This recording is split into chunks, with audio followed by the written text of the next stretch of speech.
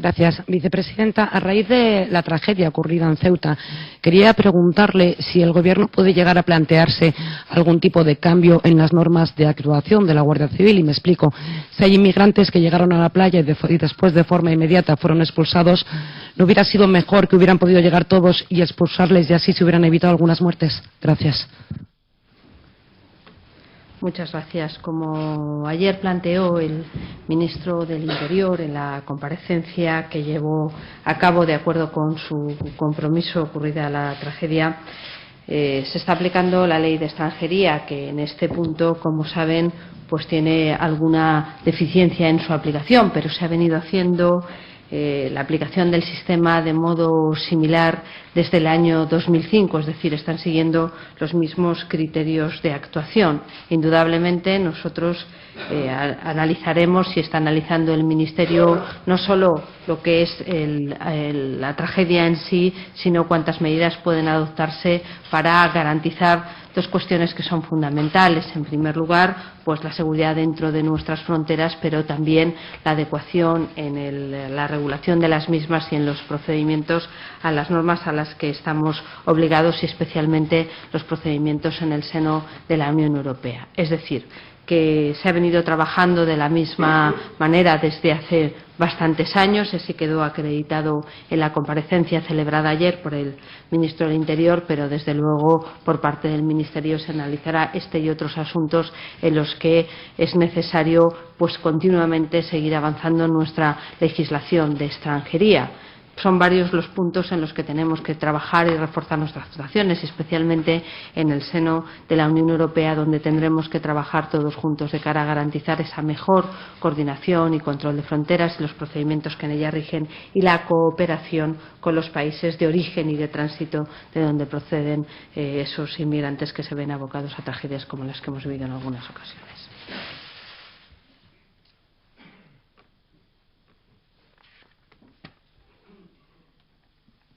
Sí, buenas tardes para la vicepresidenta. Querría saber la opinión del Gobierno ante las supuestas irregularidades en la Hacienda de Navarra y cómo interpretarían la posibilidad de que el Partido Socialista pudiera presentar una moción de censura que, para que pudiera salir adelante, necesitaría el apoyo de Bildu.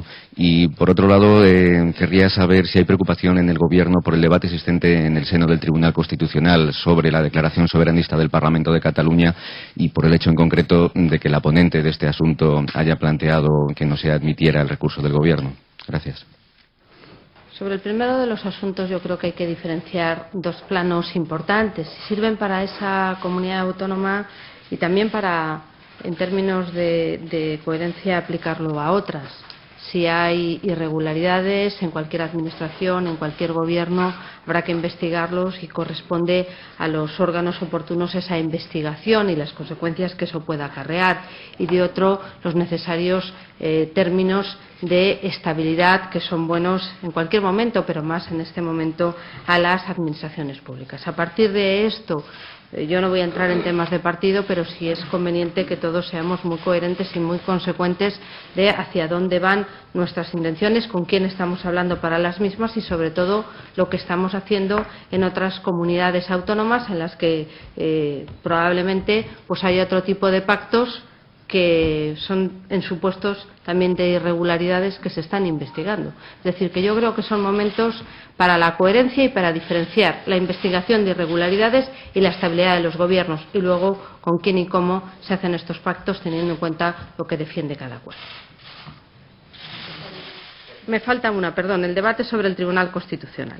Como saben, este asunto el Gobierno planteó un recurso ante el Tribunal Constitucional que fue admitido a trámite. El Gobierno considera, es parte en ese recurso, que ese acuerdo tiene efectos jurídicos, pero más allá tiene unos efectos clarísimos sobre las declaraciones que comporta en relación a los titulares de la soberanía que corresponde al conjunto del pueblo español. Conforme a nuestros argumentos, entendemos que esa declaración debe ser anulada. Hay un procedimiento en el seno del Tribunal Constitucional. Yo no voy a entrar en valorar los debates, pero sí a recordar cuál ha sido la posición del Gobierno formulada a través de la Abogacía del Estado y esa admisión a trámite que se produjo algunas fechas, por entender que reúne los requisitos para ser analizado en cuanto al fondo por el Tribunal Constitucional.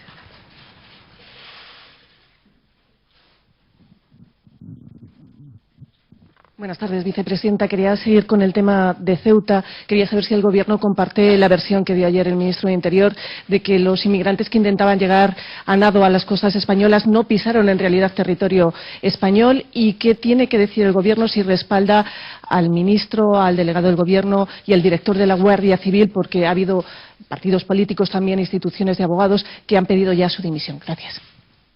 Bien, como ustedes saben, nada más que se produjo esa tragedia, el ministro del Interior solicitó la comparecencia a petición propia, que se ha sustanciado en un muy breve plazo de tiempo. Antes de proceder a esa comparecencia, y cuando se produjo, solicitó un informe exhaustivo a la Guardia Civil.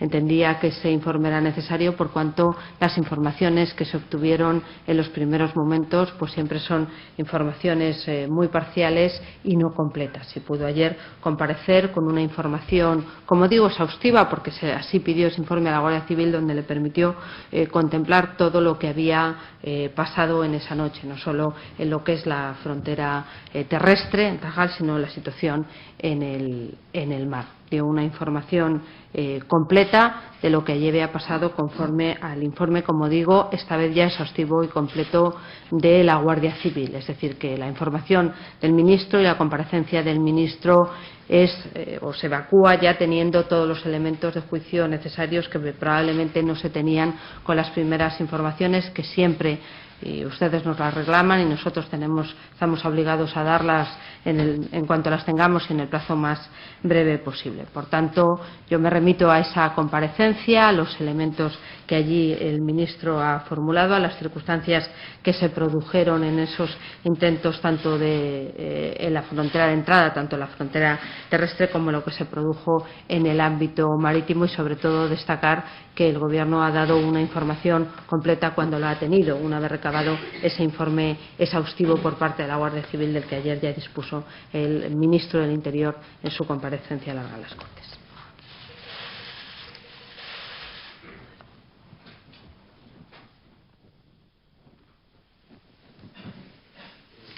La semana pasada usted también nos remitió a la comparecencia del ministro, pero hay cosas que no se dilucidaron en la comparecencia del ministro, como esta que le ha preguntado a la compañera, si está encima de la mesa la destitución del director de la Guardia Civil por esta operación, entre otras cosas, por no haber dicho la verdad, cuando nos dijo que no, hace pocos días, nos dijo que no habían disparado al agua pelotas de goma, y si el Gobierno considera que disparar pelotas de goma a personas que se están ahogando y que no saben nadar es una fórmula adecuada, y si alguien va a asumir responsabilidades políticas. Más que nada, le pregunto por eso, si está encima de la mesa alguna destitución. Y una cuestión de detalle, de fondo, ustedes se definen como el Gobierno de la transparencia. Quería preguntarles si, para aclarar lo que está pasando y todas las dudas que hay, no es posible poner a disposición del Congreso, de la Comisión, de quien sea, todos los vídeos grabados sobre lo que pasó allí, porque está todo grabado. Nos han dado solo algunos editados, en fin, si consideran que esto no es información pública, como puede ser, en fin, el presupuesto de su ministerio.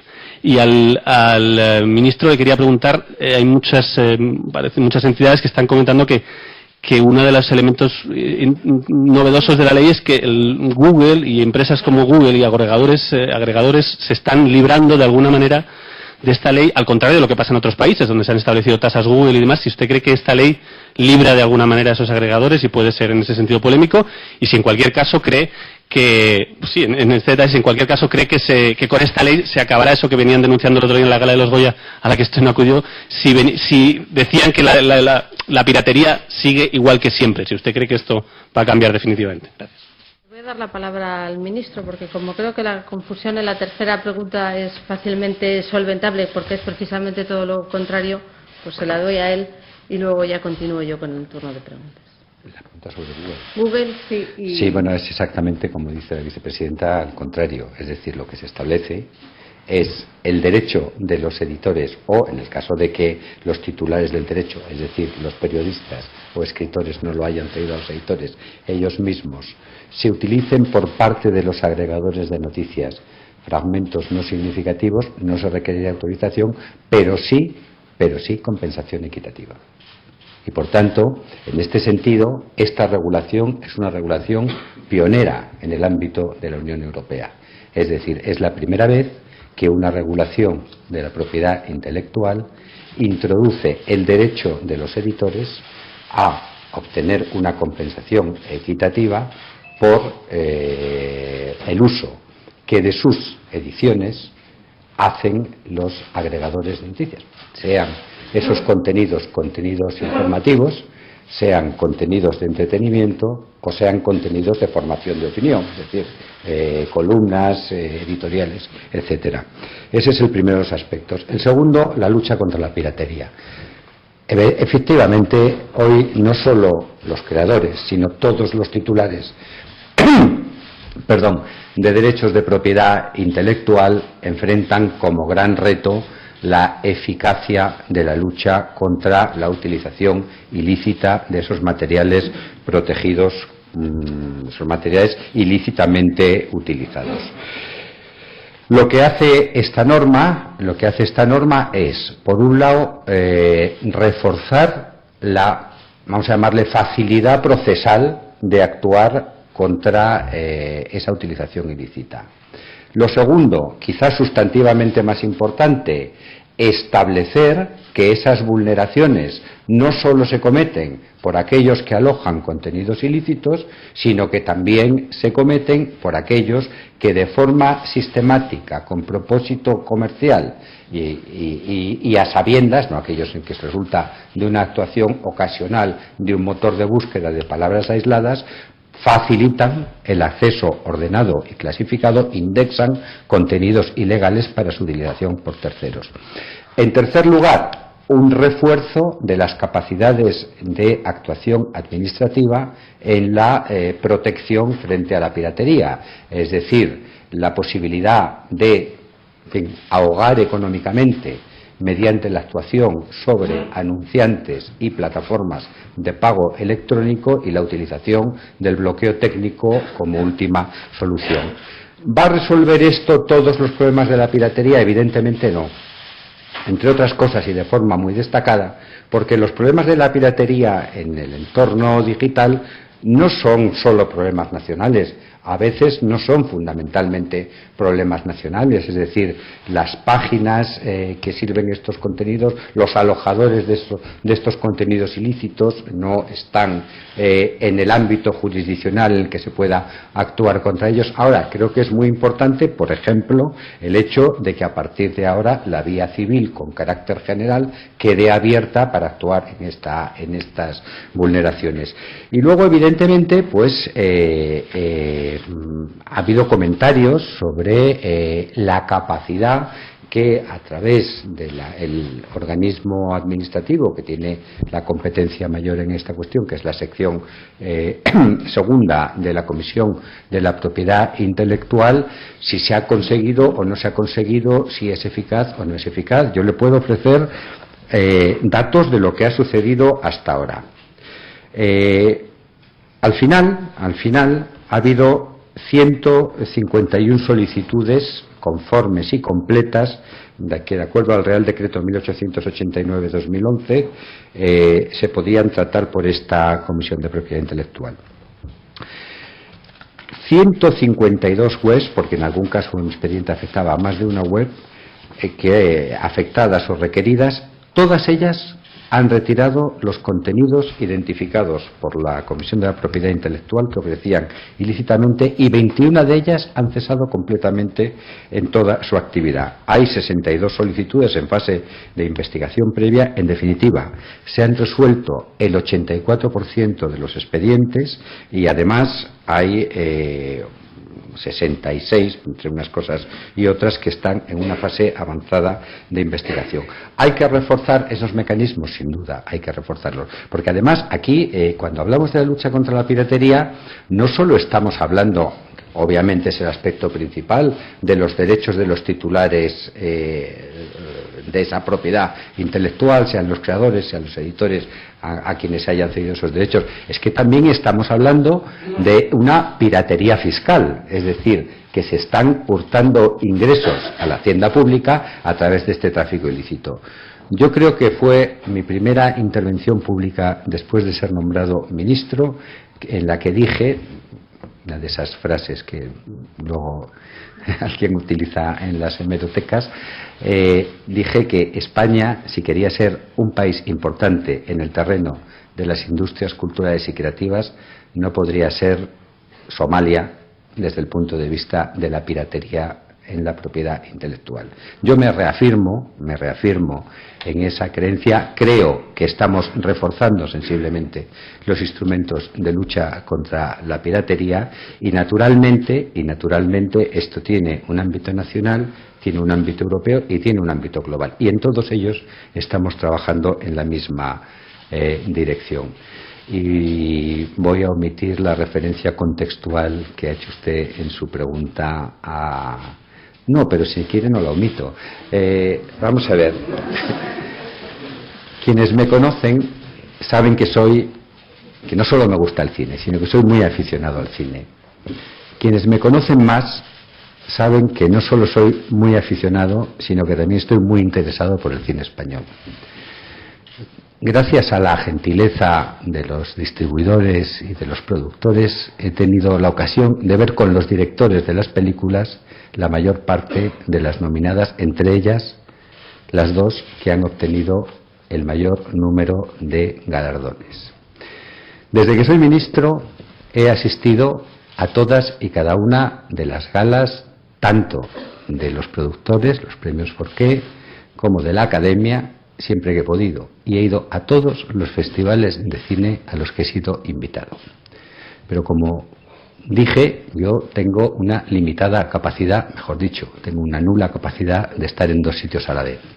Y el miércoles anterior a esa gala se cerró con la participación de las respectivas embajadas una agenda de una visita importante al Reino Unido que incluía una entrevista con Vince Cable, el ministro responsable, entre otras muchas cosas, de las universidades, que se celebraría y se celebró a primera hora de la mañana del lunes. El propio jueves, al día siguiente de cerrarse esa agenda, me puse en contacto con el presidente de la Academia, le expliqué las razones que me impedían estar en esa gala, le deseé el mayor de los éxitos y lamenté profundamente no poder asistir a la misma.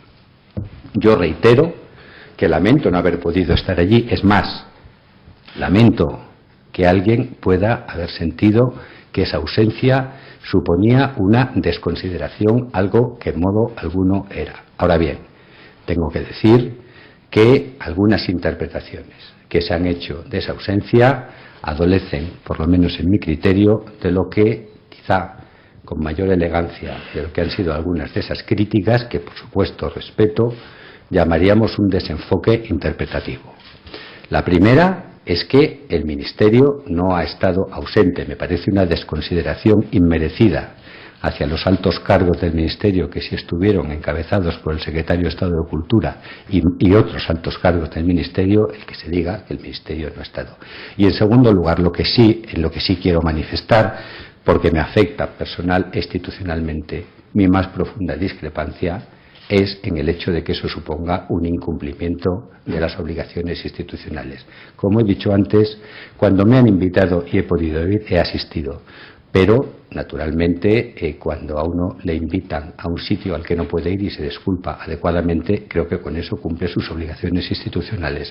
Las obligaciones institucionales del ministro en el ámbito del cine es procurar que el cine español tenga las mejores oportunidades de desarrollo industrial y cultural, y a eso le puedo asegurar que he dedicado mis mejores esfuerzos. En relación a sus preguntas primeras, como decía hace un momento, el ministro del Interior dio explicaciones de los hechos cuando tenía un informe exhaustivo, cuando tuvo todo conocimiento de todos los asuntos que había ocurrido. Las anteriores declaraciones fueron siempre parciales y sobre informaciones parciales, con lo que yo estoy a lo que se señaló en esa declaración, en la que además el propio ministro destacó y demostró que los agentes actuaron con proporcionalidad y respetando los derechos fundamentales a lo largo de toda esa comparecencia. Yo también quiero reconocer la labor que las fuerzas y cuerpos de seguridad del Estado están haciendo en este ámbito y su labor humanitaria. Solo les voy a dar una cifra. El año pasado, en el año 2013, casi 3.500 personas fueron salvadas y atendidas por la Guardia Civil en circunstancias similares y 172 en lo que va de año. Es decir, que también hay que reconocer y poner las cosas en sus justos términos porque realizan una labor humanitaria importante. Se han dado esas informaciones, se han trasladado conforme al informe exhaustivo que se ha tenido de la Guardia Civil y, desde luego, creo que es una muestra de esa transparencia, una comparecencia que se efectuó en el plazo más breve posible, el primer día de lo que era posible comparecer de acuerdo con el calendario de los plenos de la Cámara. Mire, sobre los vídeos desconozco los que hay o los que pueda haber, pero ya digo, la de ayer fue una muestra de transparencia en un plazo muy breve de tiempo. Sí, buenas tardes. Quería preguntarle a la vicepresidenta, en primer lugar, ¿cuál es la valoración, qué comentario puede hacer del documento que ha aprobado el Gobierno catalán para ser remitido a las embajadas, exponiendo la posición de los partidos favorables al proceso soberanista en Cataluña? Si ese documento que se ha trasladado al ministro también se va a trasladar a los diplomáticos españoles en el extranjero.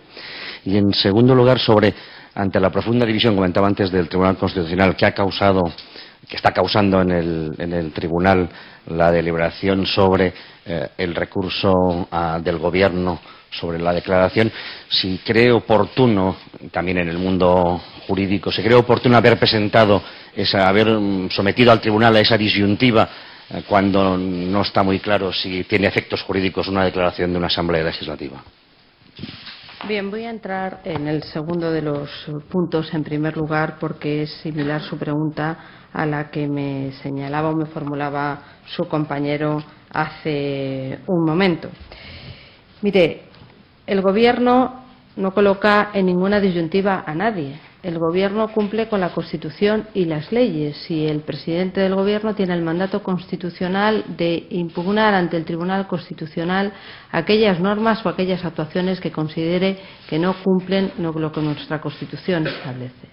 Y aprobada esa declaración por el Parlamento de Cataluña y pedido un previo informe a los servicios jurídicos del Estado, que forman parte de la estructura organizativa de la Administración General del Estado y que es uno de sus órganos consultivos en materia jurídica, se nos informó que ese acuerdo era contrario a la Constitución, susceptible de ser impugnado, y se impugnó. Del mismo modo que otras administraciones, véase las autonómicas, pueden impugnar y de hecho impugnan ante el Tribunal Constitucional aquellas cuestiones, tanto leyes aprobadas por las Cortes Generales o actuaciones o actos del Gobierno que consideran que no se amodan a la Constitución. Estamos cumpliendo con nuestra obligación y con nuestro deber y el Tribunal Constitucional cumplirá con el suyo, que es resolver con arreglo a un criterio, que es lo que la Constitución establece que es constitucional o no. Esa es la tarea que tenemos cada una encomendada. Sobre el primero de los asuntos, creo que en este punto se van a lo largo de todo este proceso clarificando algunas cuestiones. En primer lugar, este debate ha sido planteado por unos distintos grupos parlamentarios y partidos políticos en Cataluña que deberían tener presente que la información debe ser siempre completa y que en lo que provenga de la Generalitat representan al conjunto de los catalanes y no solo a algunas de esas opciones políticas. Que la información que tiene que darse es lo más completa posible y dado que han buscado que el debate sea de naturaleza internacional, también lo más ajustado a los términos que el derecho internacional establece. Y en los informes que se han remitido por parte del Gobierno a sus embajadas, lo que se hace es explicar lo que supone ese proceso en términos constitucionales, en términos internacionales y en términos económicos. Y de ahí lo que queda demostrado es que, con arreglo a nuestro derecho constitucional, la soberanía es del conjunto del pueblo español, que incumpliéndose lo que es el ordenamiento constitucional, el derecho de autodeterminación no existe en los países de nuestro entorno y que internacionalmente lleva las consecuencias que lleva, cuestiones que también han sido ampliamente reconocidas por distintos responsables de numerosos países de la Unión Europea, pero lo que es más importante, del Parlamento y de la Comisión Europea, y lo que se está dando es información. La Generalitat, en este caso, puede hacer la información que estime oportuna, pero debería más informar que desinformar. Y las consecuencias de este proceso son tan sumamente graves para Cataluña y para España que los ciudadanos en su conjunto tendrían que saber y tienen que saber la verdad de lo que ese proceso comporta. y eso es lo que está intentando hacer el Gobierno de España.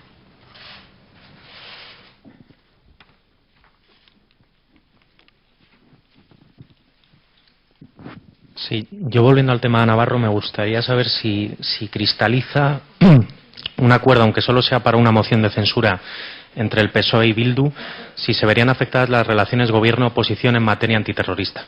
Gracias. Indudablemente no estamos hablando de un pacto cualquiera, sino de un pacto que tiene unas connotaciones que le corresponde al Partido Socialista Obrero Español explicar. Explicar sobre todo porque es incoherente con la posición que está manteniendo ese partido cuando gobierna en otras comunidades autónomas en que pueden estar afectadas por determinadas investigaciones también en ámbito similar.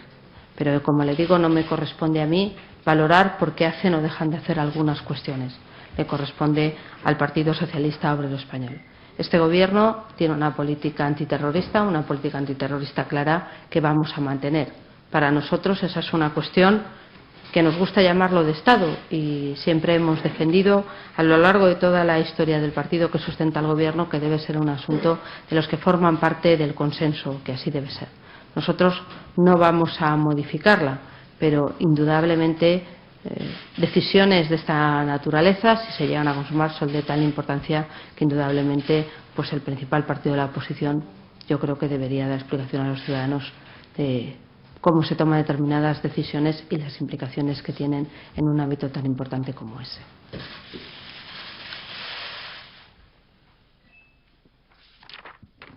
Gracias, buenos días. Quería preguntarle qué le parece la candidatura de Juan Manuel Moreno a la presidencia del Partido Popular Andaluz y si es verdad que era su candidato favorito. Ya sabe que cuando me preguntan cuestiones de partido, ni es mi responsabilidad ni esta es la mesa, pero como la persona por la que me pregunta sigue siendo secretario de Estado de Servicios Sociales e Igualdad, pues le diré que ha desempeñado y está desempeñando su tarea de una manera muy eficaz, que la colaboración con el resto de los ministerios es muy grande, que me parece que es un secretario de Estado muy capaz y que, si me permite por decirlo así, pues a la Comisión de Secretarios de Estado y sus secretarios esto nos hace un boquete. Gracias.